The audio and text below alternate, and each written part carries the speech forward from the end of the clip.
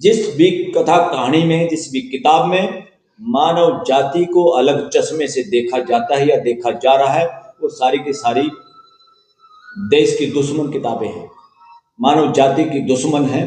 और उन किताबों का प्रचार प्रसार जो भी कर रहा है इस देश के अंदर, वो असली आतंकवादी है।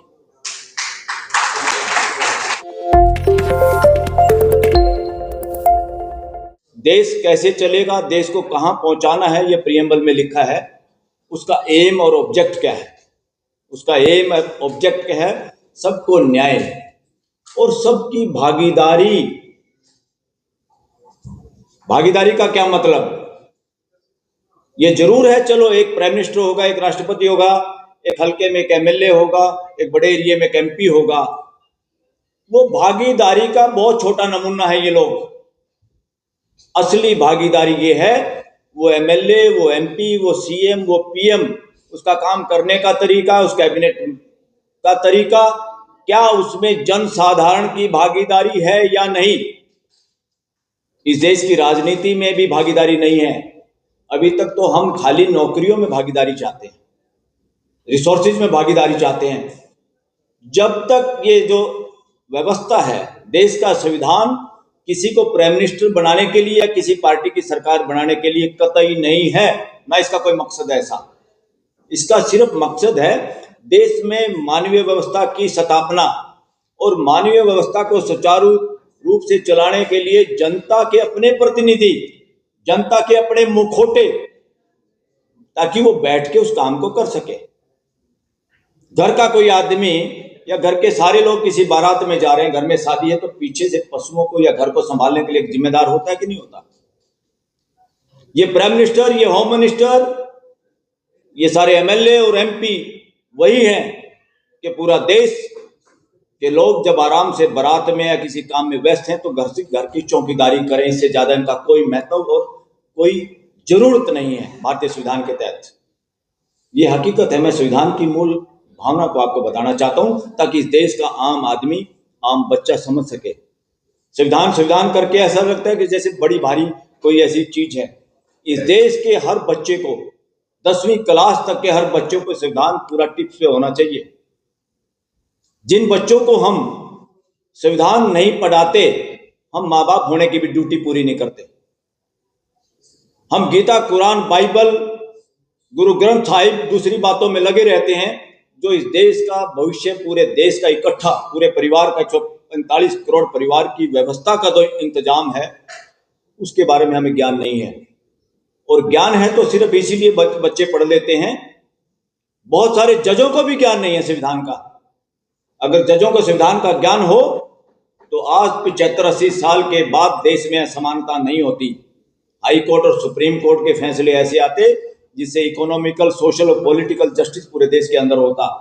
अभी लोगों को इस तरह का प्रोग्राम करने की जरूरत नहीं होती कि प्राइवेटाइजेशन कर दिया हर चीज का। क्यों किया? इसके पीछे शरारत है। हर चीज का प्राइवेटाइजेशन क्यों किया है? ये इसलिए किया है कि रिजर्वेशन, मैं कहता हूं उसको भागीदारी, वो भागीदारी से समाज का वो हिस्सा पहुंचने लगा था जिसको देख के कुछ लोग खुश नहीं। पूरे देश के लोग इस देश के डेवलपमेंट में सब भागीदारी करना चाहते हैं, सब भागीदारी करने में सक्षम हैं। देश के सभी लोग एक से बढ़कर एक देश भगत है। अंधभक्तों की देश को जरूरत नहीं है। इसलिए जो बार बार ये है कि क्यों इस तरह के सेमिनार करने की जरूरत है। जो लोग जिम्मेदारी के साथ बैठे हैं, शब्द हमने पुराने पकड़े हुए हैं। सरकार गुलामी का शब्द है। गुलामी के वक्त में कोई राजा है, कोई बड़ा गुंडा है या बड़ा किस तरह का है जो अत्याचार करता है, कोई आदमी अपनी जान बचाने के लिए उसको कहता है आप मेरी सरकार हो, मेरी जान बख्श दो। सरकार शब्द भी अपने आप में अपराध है लोकतंत्र के अंदर। इसका मैं पहले भी कई बार कह चुका, इसका मीनिंग ये होना चाहिए, गवर्नमेंट ऑफ इंडिया का मीनिंग देश में लोकतंत्र के हिसाब से भारत की मानवीय व्यवस्था, सरकार नहीं। सरकार में बू आती है तानाशाही की। और जो लोग हमारे इवन पार्लियामेंटेरियन भी हैं, एमएलए भी हैं या कुछ भी किसी भी पद पे हैं, वो भी उससे ग्रस्त हो जाते हैं, उस मानसिकता से। बहुत सारे पार्लियामेंटेरियन का, एमएलए का, मंत्रियों का व्यवहार देखेंगे, वो व्यवहार मानवीय नहीं होता, एक सामंती मानसिकता आ जाती है प्रिविलेज की। और मैं देश के सारे एमएलए एमपीओ को और नेताओं को यह कहना भी चाहता हूं, एक और अपराध कर रहे हैं आप देश के साथ। किसी एमएलए को देखो, किसी एमपी को देखो, वो छोटी सी बात पे तड़क भड़क जाता है अगर उसकी इज्जत में, मान सम्मान में कमी आती है, अगर अधिकारी कर्मचारी उसकी बात नहीं सुनते तो। मगर यही एमएलए और एमपी लगातार रौंदते हैं इस देश के असली लोकतांत्रिक प्रहरियों को, जो सरपंच के रूप में है, पंच के रूप में है, जिला पार्षद के सदस्य हैं, ब्लॉक समिति के हैं। कभी इन्होंने सोचा नहीं, पॉलिटिकल रिप्रेजेंटेटिव जो भी होते हैं, जनप्रतिनिधि, उन सबको प्रोटोकॉल में होना चाहिए। प्रोटोकॉल में कौन है? एमएलए से लेके एमपी तक, मंत्री तक, प्रोटोकॉल है देश के अंदर सामंतशाही का, किसके साथ कैसे व्यवहार हो। हम ये नहीं कहते उनकी इज्जत नहीं हो, इज्जत होनी चाहिए। और सरकारी कर्मचारी जो व्यवस्था में भागीदारी करते हैं, उनको डायरेक्शन देने की उनकी जिम्मेदारी है, क्योंकि जनता उनको अपना प्रतिनिधि बनाती है कि आप सिस्टम को ठीक रखिए, संभाल के रखिए इनको। मगर कोई भी राज्य सरकार, इवन कांग्रेस की भी, राहुल गांधी भी बार बार कहते हैं हमने भाई जनसंख्या वो करनी है, जनसंख्या जनगणना हमने करवा दी, हमने तेलंगाना में ये कर दिया, हमने वो कर दिया। उनके पिताजी जब प्राइम मिनिस्टर थे, जब एक कानून बना था इस देश में, पंचायती राज व्यवस्था, और उस वक्त पंचायतों को अधिकार दिए थे जैसे राज्यों को अधिकार हैं, यूनियन को अलग अधिकार हैं कानून बनाने के और काम करने के, ऐसे ही निचले के सतर पे, रूट लेवल पे, ताकि लोकतंत्र देश में सबसे ज्यादा मजबूत नीचे होना चाहिए। और देश के सरपंच पंच जो हैं आज भी सरकारी कर्मचारियों के गुलाम हैं, और ये एमएलए और एमपी तमाशा देख रहे हैं। सभी पार्टियों को मैं ये कह रहा हूं, अगर लोकतंत्र मजबूत करना है तो प्रोटोकॉल, और किसी भी नीचे के नगर परिषद हो, नगर पालिका हो, नगर निगम हो, आपकी पंचायत हो, ब्लॉक समिति, जिला परिषद के जो सदस्य हैं, इनका प्रोटोकॉल बनाना बहुत जरूरी है, ताकि किसी इलाके का एसएचओ प्रोटोकॉल में उसके यहाँ के सरपंच और ब्लॉक समिति के चेयरमैन से नीचे होना चाहिए, ताकि वो इमीडिएटली उसकी बात सुने। उनको किसी एमएलए और एमपी से फोन कराने की जरूरत ना पड़े, कंट्रोल में आएगा सिस्टम अगर ये प्रोटोकॉल दे दें। और रूट लेवल पे नेताओं को, बच्चों को, जो सरपंच पंच बनते हैं, उनको गनमैन नहीं चाहिए, वो उसी गांव में, उसी मोहल्ले में रहते हैं, जिन लोगों का प्रतिनिधित्व करते हैं। एमएलए एमपी तो फिर भी राजधानियों में जाके बैठ जाते हैं, गनमैन मिल जाते हैं, पेंशन मिलती है, फैसिलिटी मिलती है। अगर देश के लोकतंत्र को मजबूत करना है तो इस देश के सभी एमएलए एमपीओं के प्रति मेरा यह आह्वान है कि आपकी अगर नीयत साफ है, आप लोकतंत्र में विश्वास करते हैं, तो इस देश के सरपंच पंच, जिला परिषद के मेंबर, ब्लॉक समिति, नगर पालिकाओं के जो असली सरकार है देश की, या जो असली जनप्रतिनिधि है, जो असली मानवीय व्यवस्था के प्रहरी हैं, उनका अफसरों द्वारा सस्पेंशन का जो कानून है हर देश में, पंचायती राज एक्ट जितने भी स्टेटों के हैं, सब के सब अनकॉन्स्टिट्यूशनल है, असंवैधानिक है, और वो गला घोट रखा उन्होंने लोकतंत्र का।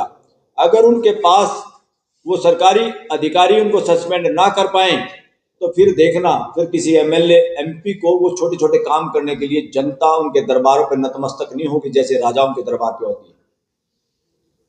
अगर उनको सस्पेंड ना हो, फिर युवा, इतने युवा इस देश में सरपंच पंच पार्षद हैं, इतने लोग हैं, फिर किसी को इन पार्टियों के दफ्तरों को ढूंढने की जरूरत नहीं पड़ेगी राजधानियों में, दिल्ली में, क्योंकि सरपंच पंच के लिए, पार्षद के लिए टिकट की जरूरत नहीं होती लोगों को। जिसका जो संपर्क अच्छा है वो जीतता है।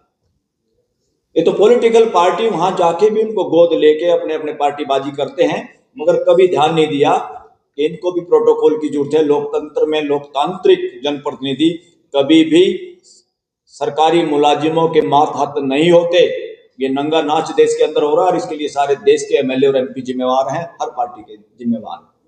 अगर आप चाहते हैं, आज रिजर्वेशन भागीदारी नीचे सबसे ज्यादा है, पंचायत लेवल पे, जिला परिषद में, ब्लॉक समिति में, महिलाओं की भी और हर समाज की, एससी एसटी ओबीसी की भी है।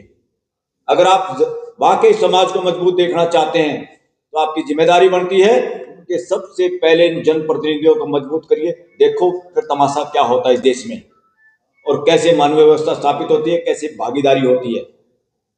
फिर वही सरपंच, वही पंच, वही जिला परिषद के लोग उस सिस्टम को पकड़ लेंगे जो लोगों के साथ भेदभाव करता है। और साथियों, यहां पर बिल्कुल सही लिखा हुआ है, जानबूझ के सारी व्यवस्था जो मानवीय व्यवस्था स्थापित होनी, जैसे स्कूल है, यूपी में स्कूल बंद किए जा रहे हैं, और भी हैं, सरकारी स्कूलों में बच्चे नहीं, टीचर नहीं, सुविधा नहीं, तो इसका मकसद क्या है? इसका मकसद ये है, जो लोग जिम्मेदारी निर्वहन करने के लिए बैठे हुए हैं, उनकी मानसिकता में शैतानियत है। वो देश के साथ नाइंसाफी कर रहे हैं, वो संविधान की हत्या कर रहे हैं। संविधान के तहत अगर संविधान उनको पता हो, शपथ सारे संविधान की लेते हैं ज्यादातर। ये मुझे ये नहीं, यहाँ भी जो प्रतिनिधि बैठे हैं, मैं उनको अन्यथा इसको ना लें।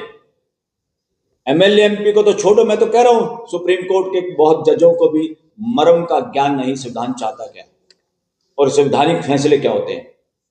इससे कोई फड़के तो फड़के, हकीकत ये है। तो इसलिए सबसे पहले ये देखना है, 10वीं तक हर बच्चे को इस देश का, अपने अपने बच्चों को संविधान का ज्ञान जरूर दीजिए, उसकी समझ दीजिए, क्योंकि संविधान आपके पल पल, हर जिंदगी और मौत को कंट्रोल करता है।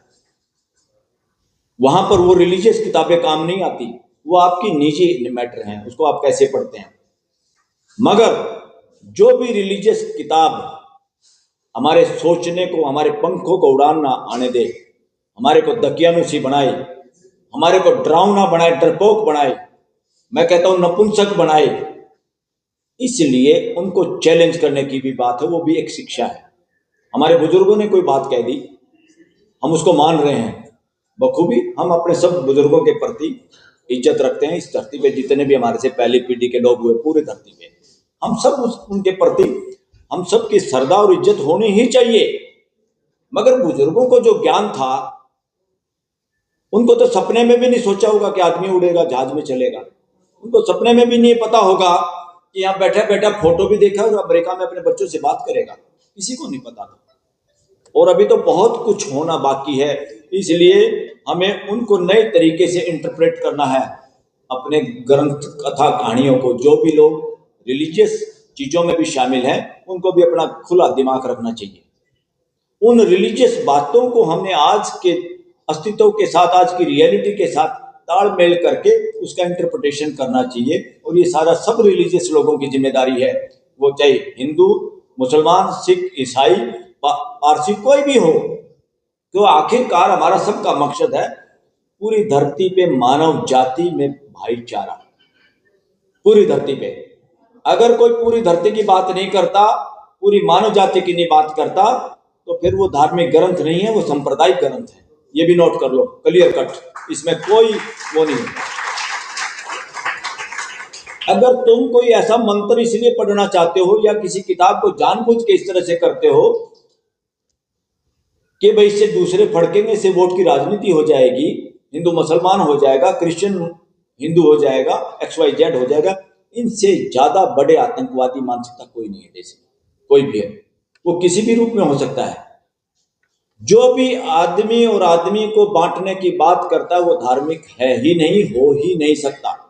और किसी भी धार्मिक किताब का, अगर उसको हम धार्मिक किताब का दर्जा देते हैं, उसकी हर चीज का मतलब अगर हम ये निकालें कि पूरी मानव जाति को जोड़ने के लिए, तो मतलब ठीक है। अगर उसका मतलब हम बांट के निकालना चाहते हैं, तो हम मतलब निकालने वाला भी बेवकूफ है, ना समझ है, अज्ञानी है। वो ठेकेदारी ना ले कि मैं इस धर्म का प्रवक्ता हूं या मैं इस धर्म के ज्यादा मुझे नॉलेज है किताबों की। कोई भी किताब का मकसद कहीं ना कहीं अच्छा ही रहा, तो उस मकसद को बताने की ड्यूटी आज की पीढ़ी की है। उसको इंटरप्रिटेशन, जैसे संविधान को भी तो इंटरप्रिटेशन रोज करते हैं, बार बार फैसले क्यों बदलते हैं।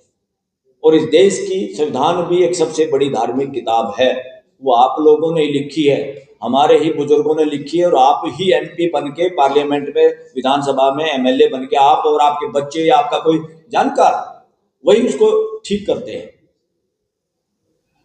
इसलिए पूरी दुनिया को, खाली UN बनाने से काम नहीं चलेगा, पूरी दुनिया को जोड़ना है। साइंस हमारे से आगे है, साइंस ने पूरी दुनिया को जोड़ दिया मोबाइल के जरिए।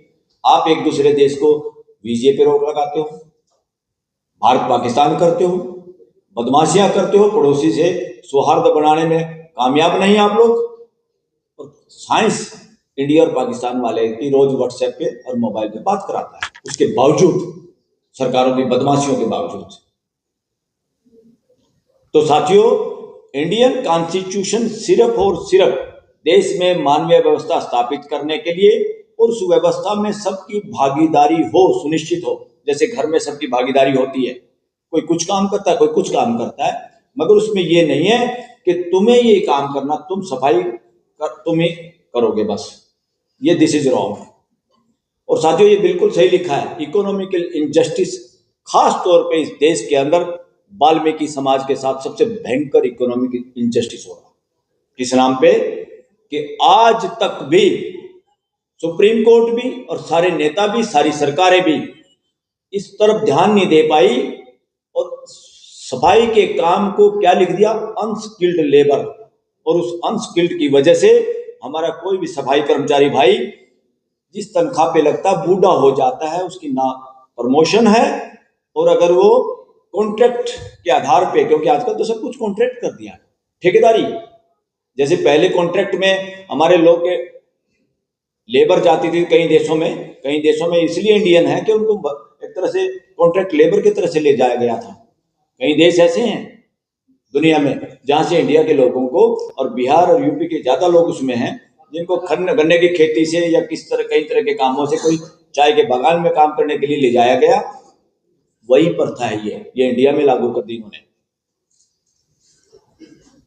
अस्पताल के अंदर सफाई करना कितना मुश्किल काम है, कितने इन्फेक्शन होते हैं, और सफाई करना केवल और केवल अनस्किल्ड लेबर ये होती है। अगर मैं खड़ा होकर ये कहूं, इस डाइस को इधर सरका दो भाई, ताकत लगा के, किसी ने ताकत है, उसकी ये जिम्मेवारी नहीं है पड़ेगी या नहीं है, वो काम मेरा है सुपरवाइजर का, मैं देखूं उसको गिरे ना, वो उसको अप्लाई करने की, उसको सिर्फ ताकत अप्लाई करनी है, उसको कहते हैं अनस्किल्ड। क्या सफाई में खाली ताकत यूज होती है? कहां पे कैसी सफाई करनी है? अस्पताल में क्या खाली ताकत यूज होती है सफाई करने में? अकल इस्तेमाल होती है, कैसे करनी है, कौन सी वेस्ट कहाँ डालनी है। हम घर में भी जब सफाई करते हैं अपने खुद घर में, कैसे नीचे से सफाई करनी है, बेड के नीचे ऊपर कैसे करनी है, बर्तन को कैसे साफ करना है। तो ये सबसे बड़ा अपराध इस देश की सरकार और कानून कर रहा है सफाई कर्मचारियों के साथ इस देश के अंदर। इसलिए वो इकोनॉमिकल जस्टिस इनजस्टिस हो रहा है, जानबूझ के लोगों को गरीब रखा जा रहा है। दिल्ली में दुनिया भर की नौकरी, इतनी पोस्ट हैं खाली, वहां पे कॉन्ट्रैक्ट लेबर से, कॉन्ट्रैक्ट लेबर का असली मकसद ये है, जो टेम्परेरी काम होता है उसी में कॉन्ट्रैक्ट लेबर रखी जा सकती है। भाई हमारे पास परमानेंट काम नहीं है, घर पे कोई काम है, कभी हमारा एसी खराब होगा, कभी हम किसी साथी को बुला लेते हैं, भैया ठीक कर दो। अगर सफाई का काम है या रोटी बनाने का काम है जो परमानेंट है, तो आप कॉन्ट्रैक्ट पे नहीं रख सकते सरकार। वो एक परमानेंट नेचर का काम है, वहां जो आदमी काम करता है उसका तजुर्बा भी होता है, उसके साथ उसको प्रमोशन भी देना होता है।